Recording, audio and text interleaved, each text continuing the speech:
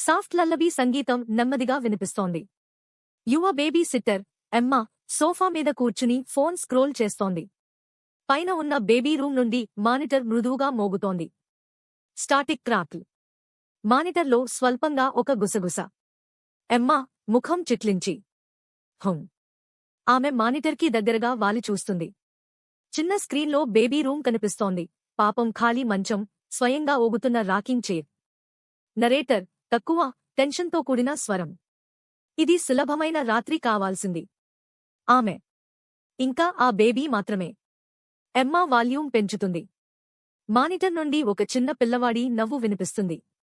ఎమ్మా భయంగా, లియం నిద్ర లేచావా బుడ్డోడా? ఆమె లేచి మెట్లపై నెమ్మదిగా నడుస్తుంది. పాత ఫ్లోర్ బోర్డులు చప్పుడు చేస్తాయి. మానిటర్లో నెమ్మదిగా హమ్ వినిపిస్తోంది, కానీ అది బేబీ వాయిస్ కాదు. మరొకటి లోతైనది. ఎమ్మా నర్సరీ తలుపు దగ్గరికి చేరుతుంది. తలుపు సగం తెరిచి ఉంది. రాకింగ్ చైర్ ఇంకా కదులుతోంది. కాని క్రిబ్ ఖాళీగా ఉంది. ఎమ్మా ఊపిరి బిగుస్తుంది. గదిలోకి చూస్తుంది. ఆట బొమ్మలు చెల్లాచెదురుగా, కిటికీ కొంచెం తెరిచి ఉంది. ఎమ్మా నెమ్మదిగా బేబీ ఎక్కడా? అప్పుడే ఆమె ఫోన్ బజ్ అవుతుంది. కొత్త మెసేజ్ మిసెస్ కాలిన్స్ నుండి. మెసేజ్: నేను కొంచెం ఆలస్యం అవుతాను. లియం నిద్రలో ఉన్నాడో లేదో చూడు. ఎమ్మా కదలకుండా నిలబడిపోతుంది.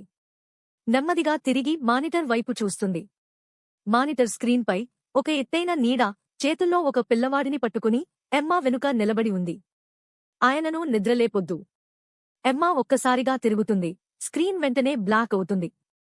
గుండె మోగుడు ఆగిపోతుంది. లల్లబీ మాత్రం కొనసాగుతూనే